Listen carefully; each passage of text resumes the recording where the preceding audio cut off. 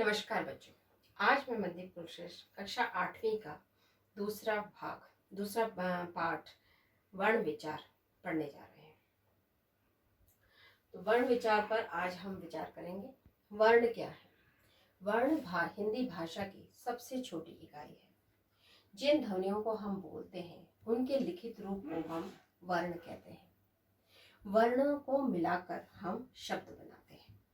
ठीक है, तो वर्ण के दो भाग हैं, यहाँ पे दो भेद है। एक है स्वर और दूसरा है व्यंजन। ये आपने पिछली कक्षाओं में भी पढ़ा होगा। आज हम इसके आगे चलते हैं। स्वर के तीन भेद माने गए हैं। एक है हमारा ह्रस्व स्वर और दूसरा है दीर्घ स्वर और तीसरा है प्लुत स्वर। ठीक है, अब ह्रस्व स्वर, दीर्घ स्वर, प्लुत स्वर। तो पहले हम बता दें आपको, जैसे हमारे 11 स्वर माने गए हैं। 11 स्वर कौन कौन से हैं हमारे? जैसे अ, आ, इ, ई,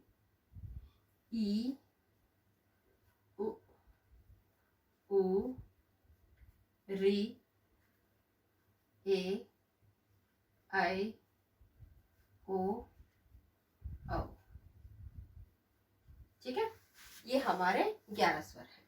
इसमें हमारा ह्रस्व स्वर हम उसे कहते हैं जिनके उच्चारण में हमें कम समय लगता है और हमें कम मेहनत लगती है। तो ह्रस्व स्वर जैसे अ, इ, उ, री। ठीक है, ये तो चार है, ये चार है, अ, इ, उ और री। ये चार स्वर हमारे हो गए ह्रस्व स्वर। ठीक है, दूसरा है हमारा दीर्घ स्वर। दीर्घ स्वर वो होते हैं जिनके उच्चारण में हमें ज्यादा समय लगता है और ज्यादा मेहनत करनी पड़ती है। जैसे आ, ई, उ, ए, ऐ, ओ, औ। ठीक है, तो ये हमारे हो गए दीर्घ स्वर। आ, ई, उ, ए, ऐ, ओ और औ। ठीक है, अब हम नेक्स्ट हमारा चलते हैं प्लुत स्वर। प्लुत स्वर वो होते हैं जो जिनमें हमें दीर्घ स्वरों से भी ज्यादा समय और मेहनत लगती है। जैसे हम दूर से किसी को पुकारे, किसी का नाम, तब हम आवाज को ज्यादा खींचते। जैसे इसका बहुत अच्छा एग्जाम्पल है, उदाहरण के रूप में देखेंगे हम ओम। ठीक है, तो ओम को कैसे?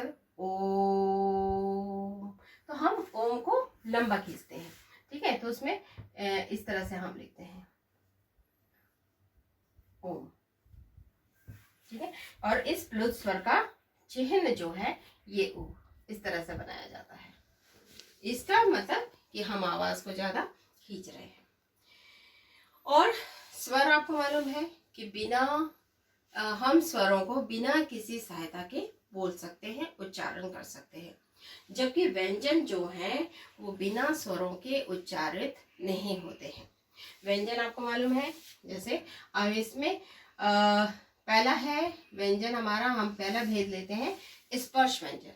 स्पर्श व्यंजन जिसमें हम वर्णों को उच्चारण जब करते हैं इन वर्णों का, तो हमारी जीभ कहीं ना कहीं मुख के किसी न किसी भाग को छूती है। जैसे हम पहला अगर ले, जैसे क वर्ग है। ठीक है, ये 5 वर्ग होते हैं और पांचों वर्गों को पहले वर्ण से ही जाना जाता है। जैसे क वर्ग, तो क, ख, ग, घ, ग।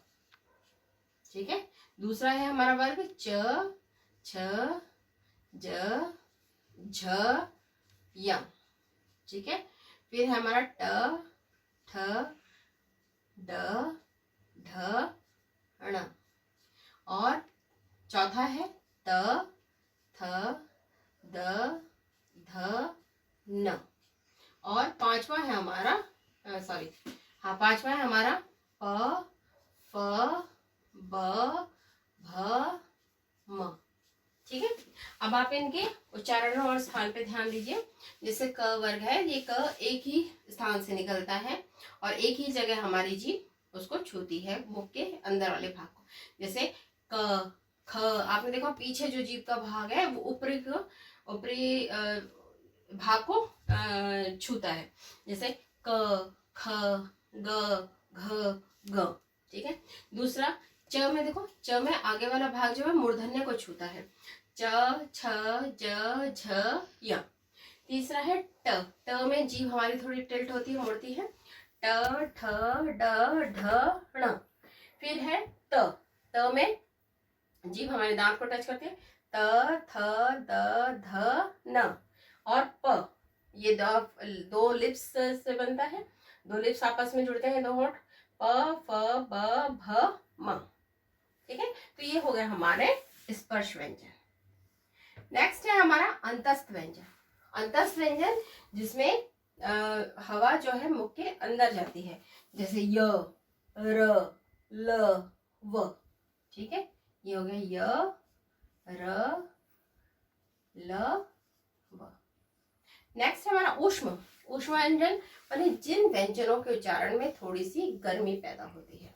ठीक है। जैसे श, श, स, ह।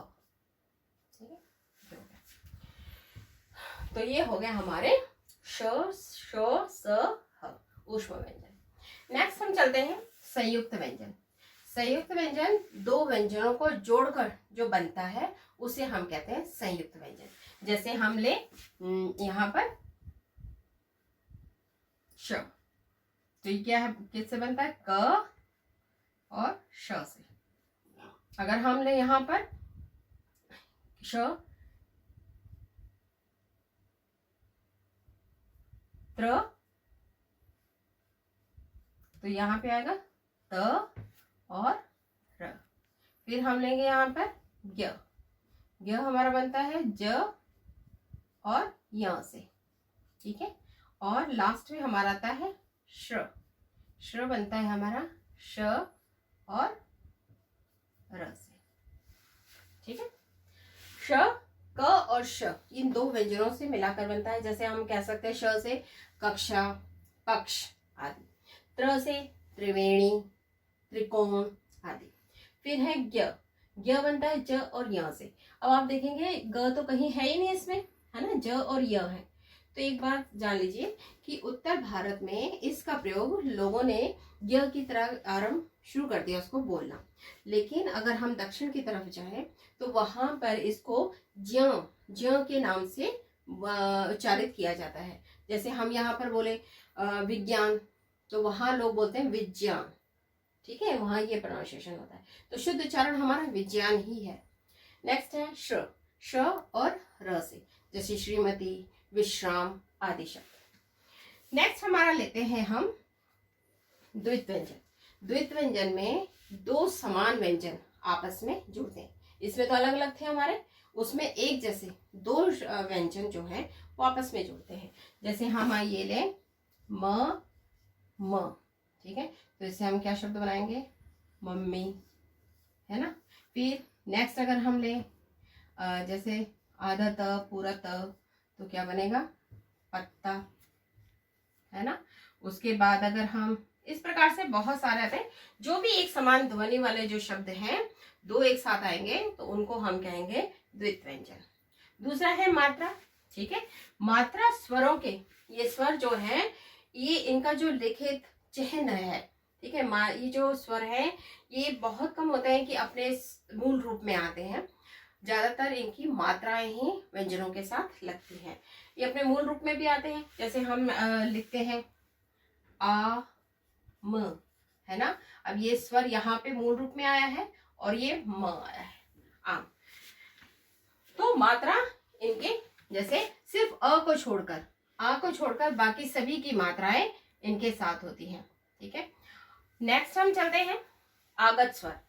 अच्छा, हमारे स्वर जो है वो 11 स्वर माने जाते हैं, लेकिन हमने 3 स्वर जो है वो बाहर से लिए। आगत मतलब बाहर से आने वाले स्वर। ठीक है। तो बाहर से आने वाले हमने 3 लिए, जिसमें हमारा उर्दू से हमने जो लिया है वो है ज, ठीक है, ये है फ, और ये हो गया हमारा औ। ये जो ज के नीचे बिंदी लगती है ये उसको कहते हैं हम नुक्ता, ठीक है, नुक्ता। तो जो हमारे पढ़ते हैं हम शब्द को ज हिंदी में, वो ज की तरह पढ़ते हैं, ज, जब, जग, है ना। लेकिन अगर इसमें उर्दू में क्या था, नीचे नुक्ता लगता है, तो इसको घिस के पढ़ा जाता है, घृषण के साथ, ज, जमीर, ठीक है। फिर फ है, फिर औ है। ये औ जो है ये अंग्रेजी शब्द को प्रोनाउंस करने के लिए हमने लिया। जैसे हम देखिए, जैसे हम लिखते हैं डॉक्टर, ठीक है। अब अगर हिंदी में हम ओ को ये वाली मात्रा, ओ की मात्रा लगाएं तो क्या बन जाएगा, डॉक्टर। लेकिन डॉक्टर जो है वो सही प्रोनाउंसिएशन नहीं है, सही उच्चारण नहीं है, इसलिए इस ओ के लिए हमने ये स्वर बनाया, ओ, ठीक है। तो इससे हमारा बन जाता है डॉक्टर, ठीक है। जैसे डोल है ना, डॉल है तो उसको भी हम डॉल लिखते हैं, इस प्रकार से।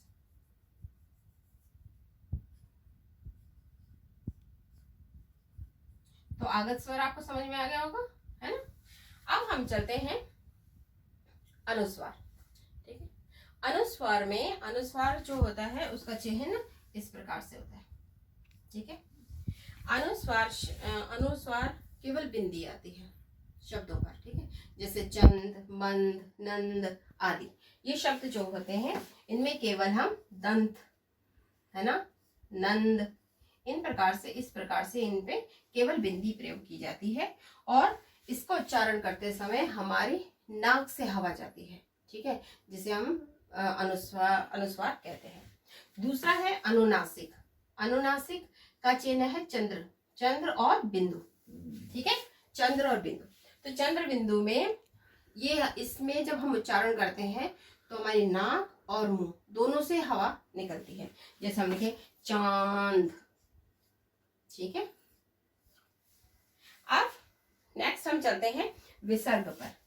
विसर्ग का चिन्ह इस प्रकार से होता है, और ये ह की ध्वनि देता है। जैसे हम लिखें प्रातः, ठीक है, तो इसको हम पढ़ेंगे प्रातः, प्रातः। आप इसको साफ पढ़ने के लिए आप इस प्रकार से पढ़ सकते हैं, प्रातः, दोहख, ठीक है, अंतः। उसके बाद हम चलते हैं, लास्ट जो हमारा है वो है वर्ण विच्छेद, ठीक है। वर्ण विच्छेद माने शब्दों में जो वर्ण आते हैं उनको हम अलग अलग, हमें अलग अलग करके लिखना होता है, ठीक है। तो इसका हम बताएंगे यहाँ पे, जैसे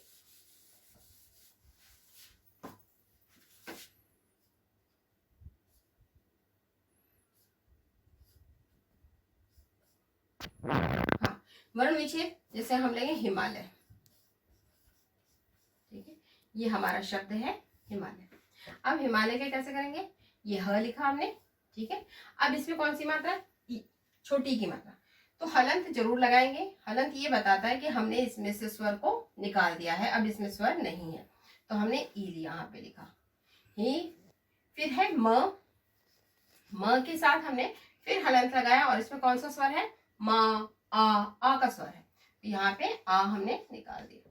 फिर उसके बाद ल अ का स्वर है, तो हमने इसको हलंत लगा के अ निकाल दिया। अब हमारा आता है य, तो य हलंत घन अ, ठीक है। तो इस प्रकार से हमारा वर्ण विच्छेद हो गया, मतलब शब्दों में वर्णों को अलग करना। तो यहाँ पर हमने इस प्रकार से। अच्छा, एक बात और आपके मैं बताना चाहूंगी, जैसे हम मात्रा सभी में जुड़ती लगती है, जैसे ह है, छोटी की मात्रा लग गई, ऐसे आप बाकी किसी भी उसको देखोगे तो इस प्रकार से मात्राएं लगती है। लेकिन र पे विशेष तौर पे अलग तरीके से मात्रा लगती है। ये र है, इसके साथ अगर हम छोटा ऊ यानी हस्व ऊ का प्रयोग करते हैं तो ये इस प्रकार से लगती है र पे, ये, ठीक है। और अगर हम र पे दीर्घ ऊ का प्रयोग करते हैं तो ये इस प्रकार से लगेगा, ये र लगा के इसके बाद आपने इसको इस तरह से घुमा दिया, ये आपके आ गया रू, ये दीर्घ मात्रा है। ठीक है, तो इसमें आपके सारे विषय समझा दिए गए हैं। अगर इसके बाद भी आपको कहीं पर भी परेशानी होती है तो आप मुझसे पूछ सकते हैं।